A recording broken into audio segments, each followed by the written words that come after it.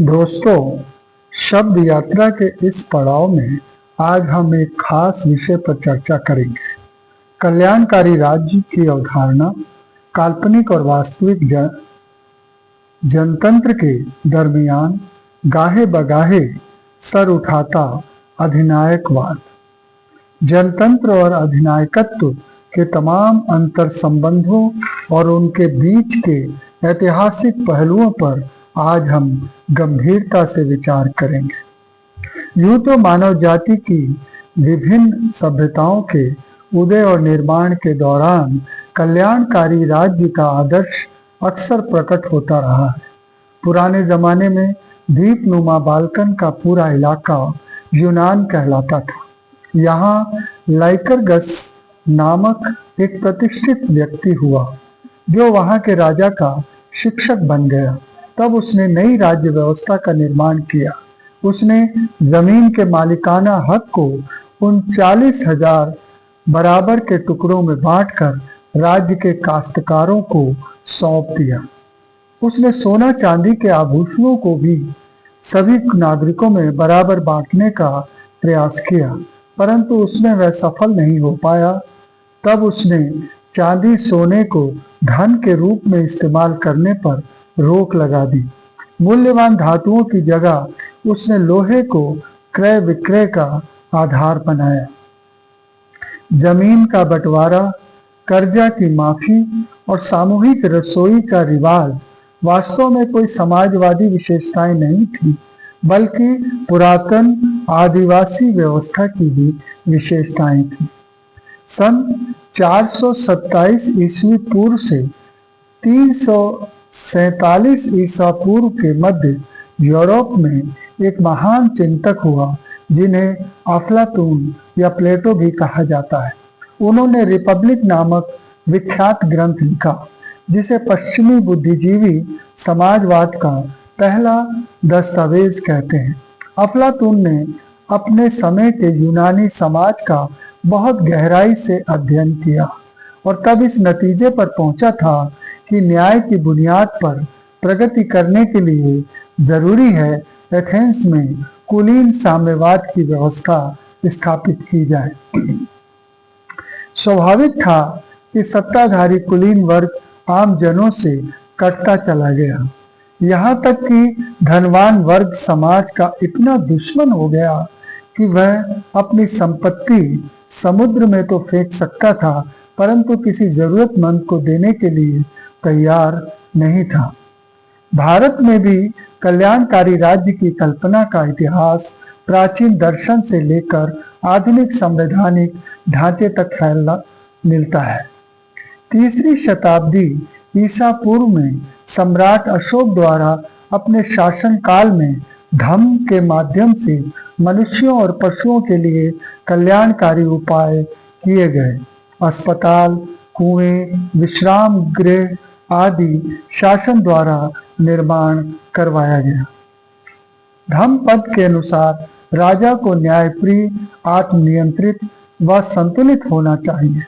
इसीलिए भारत में धर्म, अर्थ और काम के त्रिवर्ग को राज्य का दायित्व माना गया है। लगभग 339 से 397 ईस्वी में सुन्नत अम्ब्रोस पादरियों के कर्तव्य के बारे में अपनी पुस्तक में लिखते हैं, प्रकृति ने समस्त वस्तुएं सभी मनुष्यों को एक समान उपयोग के लिए उपलब्ध कराई हैं। ईश्वर ने सभी वस्तुओं की रचना का आदेश दिया है ताकि सबको समान रूप से रोजी रोटी मिल सके और जमीन की सामूहिक संपत्ति हो। इसलिए प्रकृति की ओर से सबको समान अधिकार दिए गए, लेकिन लालच ने यह अधिकार केवल कुछ लोगों तक ही सीमित कर दिए हैं। इस तरह मसीही समाजवाद का सिलसिला पादरी दर पादरी चलता रहा। शायद 1010 ईस्वी में फिरदौस की फारसी कविता में सबसे पहले मजदक का जिक्र हुआ। उर्दू साहित्यकार अल्लामा इकबाल ने 1936 में अपनी एक नज्म में मजदक को साम्यवाद के संकेत के तौर पर प्रयुक्त किया।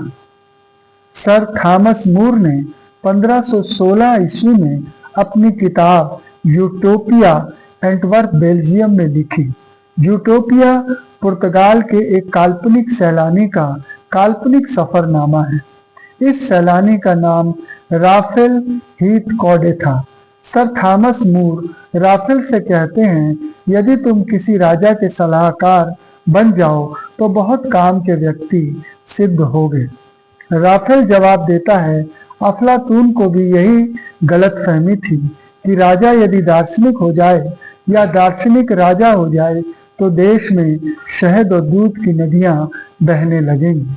मगर फिर भी थॉमस मूर ने 450 वर्ष पूर्व समझ लिया था कि वर्गों में बटे समाज में जहां धन, उत्पादन के समस्त साधन, जमीन, फैक्ट्रियां, कारखाने, खदाने, बैंक इत्यादि एक वर्ग की निजी मिल्कियत हो, वहां पर सामाजिक समानता व न्याय संभव नहीं होता। मानव इतिहास में राष्ट्रों और समाजों का समानता मूलक, न्याय मूलक समाज के निर्माण के अनेक बार प्रयत्न किए गए, जो कुछ हद तक, कुछ समय तक तो सफल हुए, मगर फिर किसी न किसी आक्रमणकारी या आंतरिक दबाव या तानाशाही के आ जाने के कारण तानाशाही राज्य में तब्दील हो गए। आधुनिक युग में फ्रांसीसी क्रांति ने 1789 में संपन्न हुई, जिसमें दुनिया के शोषण के 3 आधार स्तंभों, राजशाही, जागीरदारी और चर्च की सत्ता को उसने उखाड़ फेंका। उसके परचम पर लिखा था, स्वतंत्रता, समानता और भाईचारा। इन सुनहरे शब्दों ने पूंजीवादी जनतंत्र के बीज बो दिए। दूसरी तरफ ब्रिटिश औपनिवेशिक शासन के खिलाफ 1775 से 1783 के बीच हुए संघर्षों के कारण 1776 में अमेरिका में स्वतंत्रता की घोषणा और 1787 में अपनाया गया उसका संविधान, जो 1789 में लागू हुआ, जिसका मुख्य आधार था हम जनता, वी द पीपल। इन प्रयासों के बावजूद राष्ट्रों में मनुष्य द्वारा मनुष्य का शोषण नहीं रुक सका। वास्तविक अर्थों में समानता, न्याय, शोषणहीन समाज की तड़प व छटपटाहट बढ़ती ही गई। उद्योगों के विकास ने इस चाहत को नए नए आंदोलनों व संगठनों के रूप में दुनिया में प्रकट किया। फिर आया दुनिया में 1848 में कार्ल मार्क्स व फ्रेडरिक एंगल्स द्वारा लिखा गया कम्युनिस्ट घोषणा पत्र, जिसने शोषण के इस ढांचे को तार तार कर वैज्ञानिक समझ के द्वारा शोषणहीन समाज के लिए खाका पेश किया, जिसके आधार पर 1889 में फ्रांस में कम्यून क्रांति हुई, जो मात्र 60 दिन तक चली। फिर सत्ता बुर्जुआ के हाथ में आ गई। इसका कारण रूस के कम्युनिस्ट नेता व्लादिमीर इलिविच लेनिन ने बताया कि कम्यून क्रांति मजदूरों ने की थी, मगर उनके पास कोई राजनीतिक पार्टी नहीं थी जो राज्य को चला सके। अतः उन्होंने दुनिया में कम्युनिस्ट पार्टी का ढांचा प्रस्तुत किया, जिसके आधार पर सन 1917 में रूस में बोल्शेविक समाजवादी क्रांति हुई, जिसने जारशाही को उखाड़ फेंकने में सफलता प्राप्त की और एक नया समाजवादी समाज का निर्माण शुरू किया। यह वह सितारा था जिसने विश्व पटल पर मेहनत कश के अधिकारों, उनकी शासन में भागीदारी सुनिश्चित की तथा एक ऐसा समाज जिसमें संपत्ति को सामूहिकता का जामा पहनाकर मनुष्य की बुनियादी जरूरतों, शिक्षा, स्वास्थ्य, रोजगार, गृह और सम्मान के साथ अंतिम संस्कार का प्रबंध भी राज्य की जिम्मेदारी बना दिया गया। यह एक ऐसा सूरज था जिसने न केवल रूस बल्कि दूर दराज के महाद्वीपों के जनगण को भी एक नई स्फूर्ति प्रदान कर दी, उनमें नई आशा का संचार किया। सदियों से दबी कुचली आवाम में स्वतंत्रता व न्याय की आकांक्षा प्रबल हो गई, जिसके फलस्वरूप आंदोलन का ज्वार उठ गया, जिसने बड़े बड़े उपनिवेशों को धाराशाही कर दिया और रूस में एक नए मानव का निर्माण किया गया। बेशक इसकी बहुत बड़ी कीमत भी चुकानी पड़ी, जिसकी हम बाद में चर्चा करेंगे। इसके पहले यूरोप में जहां पहले विश्व युद्ध के बाद राष्ट्रों की अवस्था, उनकी अर्थव्यवस्था मंदी की भारी गिरफ्त में पहुंच गई थी, महंगाई काफी बढ़ गई थी, जर्मनी की मुद्रा मार्क गिरकर 1,60,000 मार्क में $1 तक पहुंच गई थी। पहले विश्व युद्ध की समाप्ति का सबसे बड़ा असर जर्मनी में यह हुआ कि 300 सालों से चल रहा होहेंजोलौन वंश का शासन समाप्त हो गया। Chancellor Prince German of Baden ने इस्तीफा दे दिया और कैसर सत्ता त्याग कर आत्मनिर्वासन में नीदरलैंड चला गया। जर्मनी की व्यवस्था तो डावाडोल ही थी।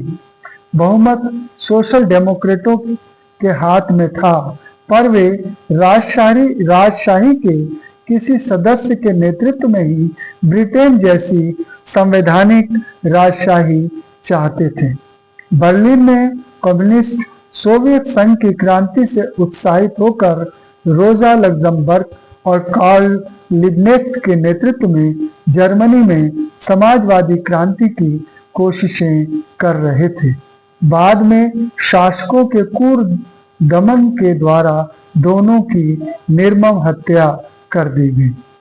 बढ़ती महंगाई और लगातार गिरते जर्मन मुद्रा के मूल्य से जनता में असंतोष चरम पर पहुंच गया। पूरे देश में लोग असंतोष और गुस्से से भर गए। 28 जून 1919 को जर्मनी में वर्सीलिया की संधि पर हस्ताक्षर किए। ऊपर से देखने पर तो यह अत्यंत उदार संधि दिखती थी, मगर इस संधि द्वारा जर्मनी को लगभग निहत्था ही कर दिया गया। इस संधि से जर्मन स्वाभिमान का आहत होना स्वाभाविक ही था और अंधराष्ट्रवाद के उदय के लिए एक राष्ट्र का आहत स्वाभिमान हमेशा अनुकूल हालात पैदा करता है। इन सब को जोड़ने वाली कड़ी थी जनता का यह विश्वास कि सेना तो नहीं हारी, बल्कि नेताओं ने सेना को धोखा देकर हार स्वीकार कर ली। ऐसे माहौल में 20 अप्रैल 1889 को ऑस्ट्रिया के छोटे से कस्बे में कस्टम विभाग के कर्मचारी के घर जन्मे एडोल्फ हिटलर का उदय होता है। उसने नारा दिया, मेक जर्मनी स्ट्रॉन्ग अगेन, और उसने नफरत को अपना हथियार बनाया। उसका मानना था नफरत हमेशा मोहब्बत से बड़ी राजनीतिक ताकत होती है, जिससे लोगों को भीड़ में तब्दील किया जाना ज्यादा आसान हो जाता है। अतः उसे एक दुश्मन चाहिए था जो उसे जर्मनी में यहूदियों के रूप में मिल गया। कार्ल ल्यूगर से उसने भाषण देने की कला सीखी, क्योंकि बिना लच्छेदार भाषणों के नफरत को मेन स्ट्रीम की राजनीति में लाया नहीं जा सकता था। म्यूनिक के बर्गर ब्राइकलर बियर हॉल में उसकी हिंसक तख्ता पलटने की बचकानी नाकाम कोशिश जब असफल हो गई, तो उसने सीखा हिंसक रास्ते से सत्ता पर कब्जा करना फिलहाल आसान नहीं है। सत्ता तक पहुंचने के लिए उसने गणतंत्र के भीतर से ही कोशिशें करनी शुरू कर दी और उसने अपनी राह गणतंत्र के भीतर से निकालनी शुरू करी और अपने प्रभाव को धीरे धीरे बढ़ाकर संविधान के रास्ते से सत्ता पर कब्जा कर लिया। फिर उसने संविधान को बदलकर तानाशाही को स्थापित कर दिया। हिटलर का नेशनल सोशलिज्म का सिद्धांत जर्मनी और पूरे यूरोप में हावी विचारों की एक शातिर अभिव्यक्ति था, जहां एक तरफ बढ़ते श्रमिक वर्ग को यह भरोसा दिलाया गया था कि उनका जीवन बेहतर किया जाएगा, वहीं दूसरी तरफ मार्क्स के अंतरराष्ट्रीयतावाद की जगह राष्ट्रवाद को प्रमुख बनाकर निजी संपत्ति को बनाए रखने का भरोसा दिलाकर समाज में धनी लोगों को अपने साथ जोड़ा गया था। उधर सोवियत संघ में स्थापित मार्क्सवाद खास तौर पर स्टालिन युग में निजी संपत्ति के उन्मूलन के नाम पर जिस तरह से न केवल शाही घरानों बल्कि हर गैर सर्वहारा का दमन किया गया, वह औद्योगिक क्रांति के दौरान यूरोप के श्रमिकों द्वारा सहे गए दमन से कहीं कम न था। रूसी इतिहासकार दिमित्री वोल्कोगोनोव कहते हैं, रूसी सफाई अभियान में समाज के सबसे प्रतिभाशाली, ऊर्जावान और सबसे सक्षम, सादगी से भरे स्वप्नदर्शी लोगों को निशाना बनाया गया और उन्हें हिंसा का शिकार बनाया गया। यहाँ तक कि 1937 आते आते तक 1917 की क्रांति के सभी प्रमुख नेताओं को निपटाया जा चुका था। इस परिघटना ने यूरोप के दूसरे देशों में पूंजीवादी लोकतंत्र के दूसरे विकल्प के रूप में समाजवाद के प्रति एक डर सा पैदा कर दिया। लगभग यही वक्त था जब मृत्यु शैया पर पड़े लेनिन ने अपनी पत्नी को एक सील बंद लिफाफा दिया, जिसमें केंद्रीय कमेटी के सदस्यों को संबोधित करते हुए उन्होंने लिखा था, कॉमरेड स्टालिन ने अप्रैल 1922 में पार्टी के महासचिव बनने के बाद असीमित शक्तियां हासिल कर ली हैं और मैं इस बात से मुतमईन कतई नहीं हूं कि वह इन शक्तियों का प्रयोग हमेशा समुचित सावधानी से कर पाएंगे। सोवियत संघ के बाद की घटनाओं ने कॉमरेड लेनिन की इन आशंकाओं को सही साबित किया। हालांकि लेनिन देश के भीतर किसी और पार्टी के पनपने की संभावना को खत्म कर चुके थे और स्टालिन ने पार्टी के भीतर किसी विरोध की संभावना को खत्म कर दिया था और यह सब हुआ एक नवीन, कल्याणकारी, न्यायपूर्ण समाज के निर्माण के नाम पर। कृषकों की निजी कास्ट की भूमि को शासन की शक्ति के माध्यम से पूंजीवादी फॉर्म में बदलने को क्रांति की प्रक्रिया का हिस्सा बताया गया।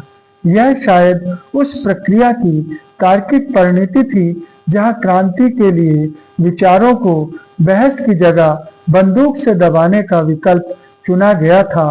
पहले पार्टी की तानाशाही बनी, फिर पॉलिट ब्यूरो की और अंत में एक व्यक्ति की तानाशाही में बदल गई। पार्टी के इसी ढांचे को कमोबेश चीन, उत्तर कोरिया आदि देशों ने अपनाया।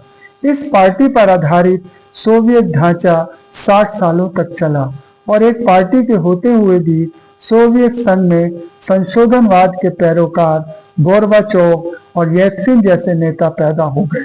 इसलिए यह कहना कि यदि समाजवादी व्यवस्था में दूसरी पार्टियां रहेंगी तो क्रांति का जो अभियान है वो लक्ष्य से भटक सकता है, सही नहीं बैठता। स्टालिन पार्टी की तानाशाही को व्यक्तिगत तानाशाही में बदलने का सबसे प्रमुख उदाहरण है। बराबरी और न्याय पर आधारित मार्क्स के सिद्धांत और सत्ता के सिद्धांत में काफी दुराव देखने को मिलता है। सत्ता बदलने की प्रक्रिया में कुछ और बन जाने की त्रासदी सारी दुनिया के लिए एक सबक ही तो है। फिर भी साम्यवाद की आलोचना की यहाँ कोई गुंजाइश नहीं है। मनुष्यों के बीच समानता और भाईचारे के विचार जो मानव समाज की शुरुआत से ही अलग अलग रूपों में मौजूद रहे हैं, जिन्हें समकालीन साम्यवाद के शब्दों में स्वीकार किया गया है, वह सिद्धांत है जिसे प्रगति और स्वतंत्रता के लिए हर लड़ने वाले की हमेशा आकांक्षा रहती है और रहेगी। इन बुनियादी विचारों की आलोचना करना सरासर गलत होगा। दुनिया में आज तक कोई भी ऐसी व्यवस्था नहीं जिसे आखिरी और आदर्श व्यवस्था कहा जा सके। कागजों पर आदर्श दिखने वाली व्यवस्थाएं सत्ता हासिल करने के बाद कुछ और ही हो जाती हैं। यह सिर्फ कुछ व्यक्तियों के चलते नहीं होता। तानाशाही पर बात करते हुए इसे व्यक्तिगत से ज्यादा प्रवृत्तिगत या व्यवस्थागत चीज की तरह हमें देखना चाहिए। आधुनिक काल में खासकर 21वीं सदी के तानाशाहों को तो चुनाव जीतना पड़ता है और वह यह काम तमाम लोकतांत्रिक संस्थाओं को पंगु बनाकर या उन पर कब्जा करके चुनाव जीत हासिल कर लेते हैं। इस मुकाम पर एंटोनियो ग्राम्शी की चर्चा किए बगैर बात पूरी नहीं होती। ग्राम्शी के अनुसार विधिक समाज पर शासक वर्ग का प्रभुत्व, राज्य की शक्तियां, पुलिस, मिलिट्री, न्याय व्यवस्था आदि ही पर्याप्त नहीं होती। सत्ता की मजबूती के लिए बल्कि शासक वर्ग, चाहे वो पूंजीवादी तानाशाही हो या अन्य राज व्यवस्था, उसके नेतृत्व को कायम रखने में नागरिक समाज की महत्वपूर्ण भूमिका होती है, जो शिक्षकों, पत्रकारों, संस्कृति कर्मियों, धार्मिक संस्थाओं से मिलकर बनता है, जो एक सांस्कृतिक वर्चस्व हेजेमनी कायम करता है। इनके संरक्षण में शासक वर्ग का दृष्टिकोण सर्वसाधारण का दृष्टिकोण बन जाता है और शासक वर्ग के मूल्य जो स्वनिर्मित होते हैं, वे प्राकृतिक मूल्य से लगने लगते हैं, जिन्हें जन साधारण सहजता से स्वीकार कर लेता है और शासन के अन्याय व दमन को एक प्राकृतिक वस्तु मान लेता है। क्रांतिकारी पार्टी में नेता और कार्यकर्ता का संबंध द्वंद्वात्मक होना चाहिए और क्रांति की पृष्ठभूमि तैयार करने में इस नागरिक समाज की महत्वपूर्ण भूमिका होती है और होनी भी चाहिए। और क्रांति के पश्चात पार्टी और नागरिक समाज के संबंध में द्वंद्वात्मकता बनी रहनी चाहिए, ताकि पार्टी अपने दायित्व के निर्वाह करने में लक्ष्य से भटकने की स्थिति में उन्हें नागरिक समाज के द्वारा सही दिशा प्रदर्शित की जा सके। अब सवाल उठता है, क्या नागरिक समाज इतना प्रबल नहीं हो जाना चाहिए कि जिसकी राय के बगैर पार्टी कोई निर्णय न ले सके और जनता का वास्तविक प्रतिनिधि नागरिक समाज हो और समाज करने में सक्षम हो, और नागरिक समाज के मार्गदर्शन में ही पार्टी समाजवाद के निर्माण की दिशा तय करे? क्या यह एक उचित रास्ता नहीं हो सकता? क्या यह मार्ग अपनाने से भविष्य में तानाशाही की ताकतों को नियंत्रित नहीं किया जा सकता? यह प्रश्न पाठकों के विचार के लिए हम यहीं पर छोड़ते हैं। धन्यवाद, नमस्कार, आदाब, सत श्री अकाल।